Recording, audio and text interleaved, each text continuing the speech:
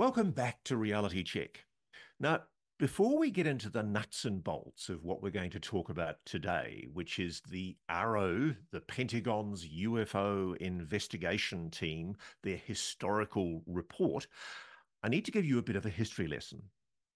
In June of 2021, the Office of the Director of National Intelligence, DNI, made what is probably the most significant admission of the last 50 or 60 years in a report entitled Preliminary Assessment, Unidentified Aerial Phenomena. This report was significant, and it remains hugely significant because DNI is not part of the Pentagon. It's the body, the intelligence czar, that was created in the wake of the 9/11 catastrophe, when it was recognized that acute intelligence failures had led to the 9/11 hijackers being able to penetrate America's national security and launch the horrendous attack that they launched on America. And one of the concerns of UAP commentators is that similar intelligence failures are allowing oversights that are threatening national security and flight safety. And so it was extremely significant that the DNI in 2021 delivered a finding that UAPs are indeed real, that they do, on occasion, exhibit unusual flight characteristics, and they are categorically a threat to flight safety and may even pose a challenge to national security. This was a massive reversal on years of taboo and stigma that had been attached to the UAP subject by the US government. It was an extraordinary acknowledgement by the most senior intelligence czar in America's government.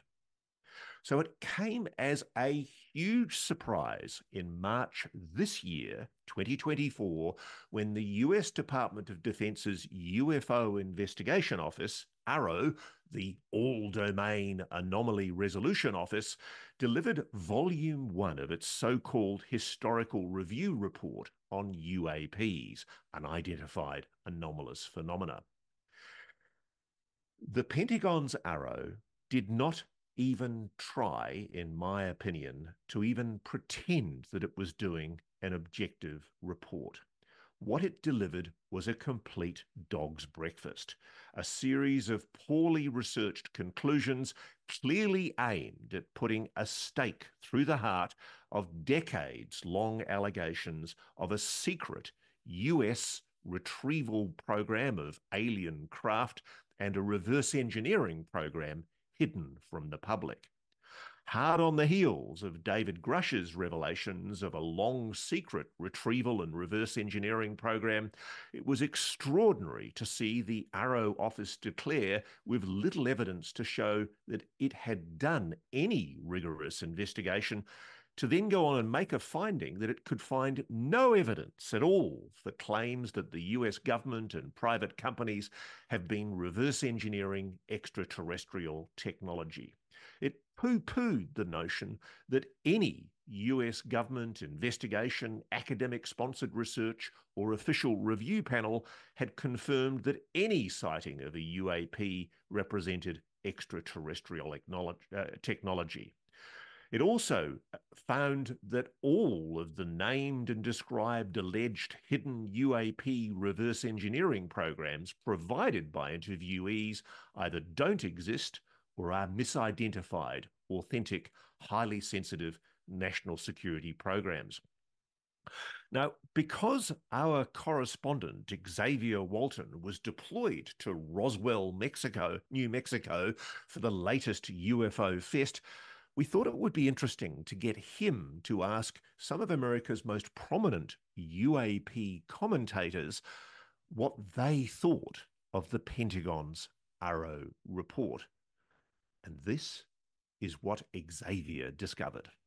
UFOologist Don Schmidt is the lead investigator for the UFO Museum in Roswell. As for his opinion of the AARO report, just a cursory examination of especially many of the case reports that they've already explained away in the past.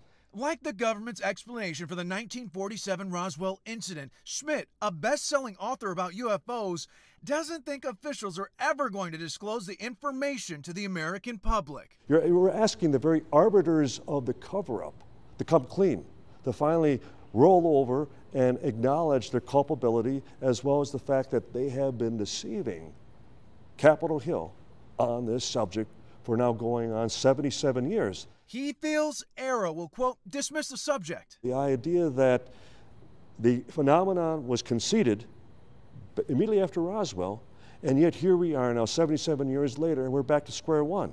That, oh, we have no evidence. There's nothing extraordinary as far as in our possession. And as predicted, and I don't anticipate that we are again ever going to have disclosure. I really don't, because they are that entrenched as far as in making sure that this never comes out. Schmidt isn't alone in his thinking. We need, as the researchers, to be able to verify it. If I came forward to you and said, well, I know this about UFOs and you can go to this source, you go to that source to find out. Have I communicated convincingly and properly what is in that other document or that other person said?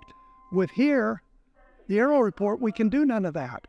It's all classified material. UFOologist and military veteran Kevin Randall has written over 36 books about UFOs. He questions former AARO director Sean Kirkpatrick, as well as AARO's research and reporting. He says, we've come to these conclusions. They don't provide us with any information we can check.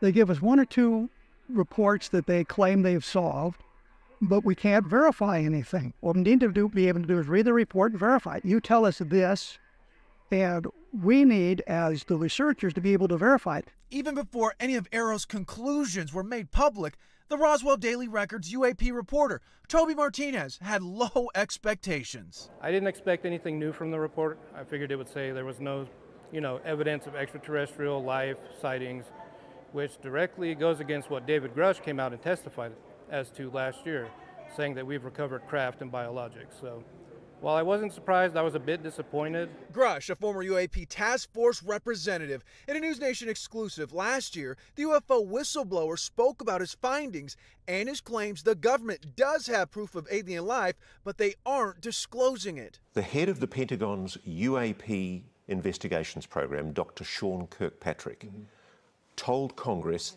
AARO, that's the Pentagon's UFO investigation body, has found no credible evidence thus far of extraterrestrial activity, off-world technology, or objects that defy the known laws of physics. While a large number of cases in our holdings remain technically unresolved, this is primarily due to a lack of data associated with those cases. Was that a lie? Well, I know Dr. Sean Kirkpatrick. I've known him for about 8 years. And, I expressed some concerns to Dr. Kirkpatrick about a year ago and told him what I was starting to uncover. And he didn't follow up with me. And he has my phone number. He could have called me. Like Grush, the experts we spoke with in Roswell have little faith the government will ever tell us what they really found. I don't think we're going to get answers through AARO. I don't. I think their job is to investigate cases. I think they're only going to release ones that are easily explainable. I still personally maintain it's a cover-up of ignorance, that they still don't have any solid answers themselves. I think that's why there's a large faction at the Pentagon that even would equate this to something almost supernatural, magical, that we can't bridge that technology. It is that beyond the pale, so to speak. So they don't know from where, from why, or from who. So what do they disclose? So I can even sympathize with their position in all of this. So, Xavier, welcome to Reality Check. Clearly, the experts aren't buying it. Ross, thanks for having me, and to say the least, right? So we were out there for a few days, and it was it was interesting, right? You and I, you can look at a person and you can read their body language. They don't have to say a word.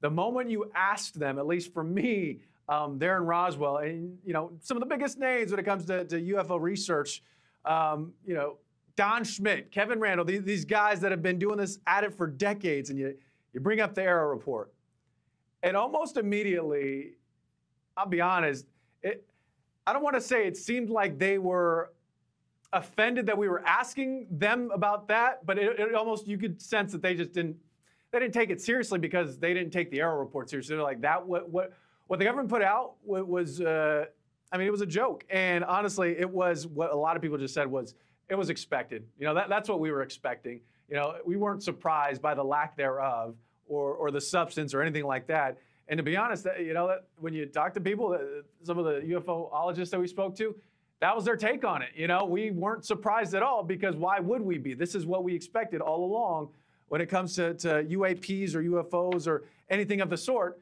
when it comes from the government. One of the things that I think we should all doff our hats to is the extraordinary work that, you're quite right, Don Schmitt and Kevin Randle have done over the years. The two of them have probably done more to expose what really happened at Roswell in 1947 than any other researchers. Their work is formidable. And what characterizes it, Xavier, is methodical, detailed interviews with first-person witnesses.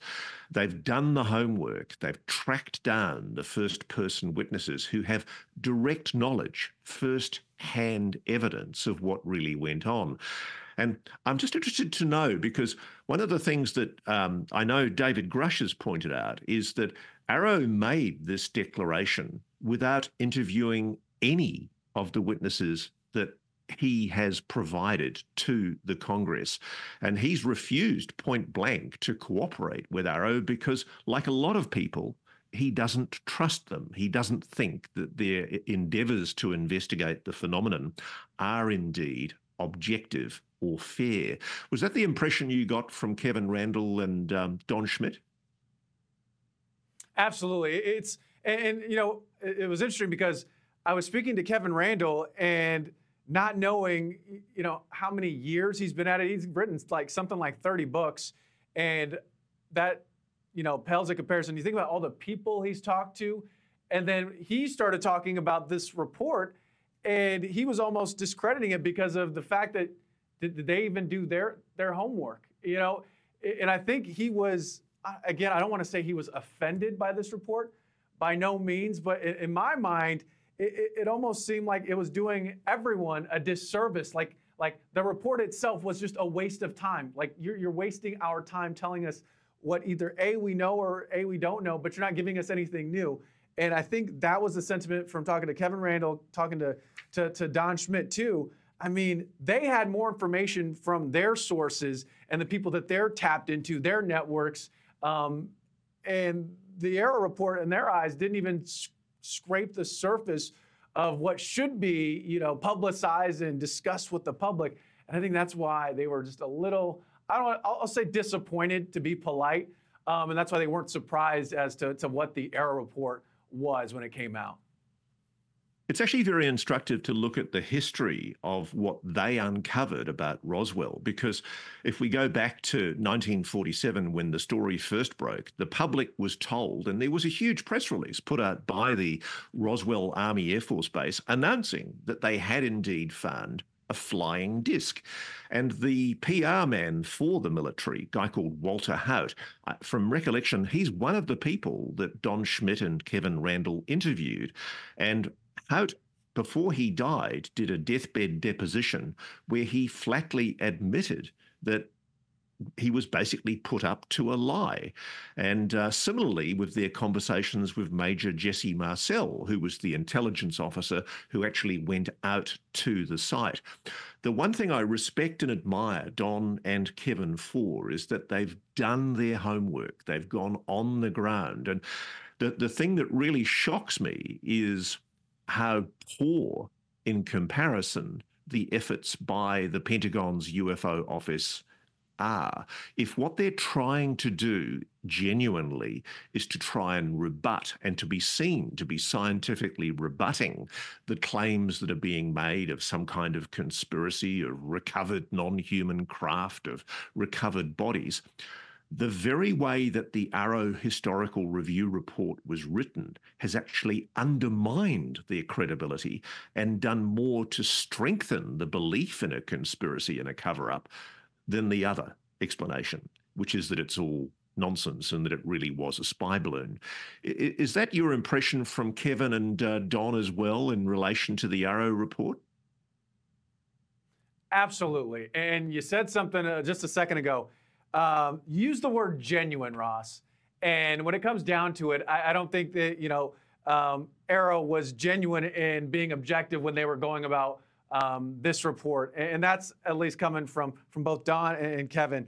And those guys, they've done their homework. They're still doing their homework. They're still trying to uncover more. It never stops, with them. And that's the interesting thing. And that's why it almost, to guys like that, it almost seems like for them, this was a slap in the face. There was another guy I talked to who is, he's a UAP reporter for I think it's like the Roswell Daily Record, Toby Martinez. And he's another guy who is, deep into this and has been studying it for years. And he almost thinks it's like, don't insult my intelligence with this piece of, I don't know what you want to call it. You can use whatever word. But it almost was like a slap in the face to these guys, because at the same time, they've spent countless hours trying to prove things and get their story straight. And then you read something like this, it's like, well, did they genuinely make an effort to try and provide more information to the public and to us? And a lot of times it doesn't seem like it, at least according to Don and Kevin and Toby, the other gentleman I spoke with. Well, one of the things that we do know from the preliminary inadvertent leaking of Lou Elizondo's book. Lou Elizondo, of course, had served in the Pentagon investigating UAPs for the military. And in the inadvertent release of his book by the publishers in the United Kingdom, which have been leaked all over the web in the last few weeks, what we do know is that Lou apparently says that the Roswell crash was a real crash of extraterrestrial craft. So that's going to be a very interesting revelation to actually see the detail on in Lou's book. It would appear that there is some, if you like, semi-official confirmation from somebody who's been inside the loop in the Pentagon. So watch this space. Xavier, I think I'd also like to conclude by asking you, what was the local reaction? What are people thinking on the street? The sort of people who are attending UFO Fest are obviously believers. They're people who are convinced about the reality of, if you like, a non-human intelligence on this planet. But did anybody talk to you on the street? Were the locals angry at what's happening inside the Pentagon, at the perception that there's perhaps another cover-up happening 77 years after the first one took place in Roswell in 1947? Yeah, I don't think, and this is just talking to locals there, it's hard to get angry and be frustrated when it's something you've been, enduring your entire life. Like it's the same thing with this report from AARO, or the AARO report. They weren't angry, so to speak, because they expected it. And a lot of these folks, when you talk to them, they almost expect the government to cover up what's really going on. A lot of people believe, yeah, it was real. What happened back in 1947? The crash was real. It was extraterrestrial. The stuff that our good friend Frank Kimbrell is finding compelling evidence. They believe, yeah, that is real. All these things are adding up, right? And they just think the government is lying to them. So to say that they're angry, I didn't get that sentiment. More so, it's just kind of status quo. This is what it is. This is what we're used to. This is what it's been our entire lives. And honestly, I don't think anyone believed it was going to change at all. It was interesting, though. We did ask some people, like, why do you think or why do you believe that there is other life out there? And the answers are obviously, the ones you hear normally. And the big one was, do you really think we're the only intelligent life out there, considering how massive the universe is? And every time, that's the one I just kept hearing over and over again. And then, they would hear about NewsNation, and they would hear about David Grush, and they'd hear about you, Ross. And then it would come back to, I think they're hiding something. But then again, they wouldn't get mad about it. They just believe in their heart of hearts that, the government's just not telling us everything. Well, 77 years on from the mystery of what happened in Roswell, New Mexico in July of that year. I don't think people accept the official explanation for what happened back then, and I don't think they accept the official explanation that's been peddled by AARO in its most recent report this year. Xavier Walton, thank you so much for joining Reality Check. Ross, thanks for having me. Hope I'll join you again. Cheers, mate. Thanks for watching. Go to joinnn.com to find NewsNation on your television provider. And please don't forget to click that red subscribe button to ensure you get more of NewsNation's unbiased and fact-driven news coverage.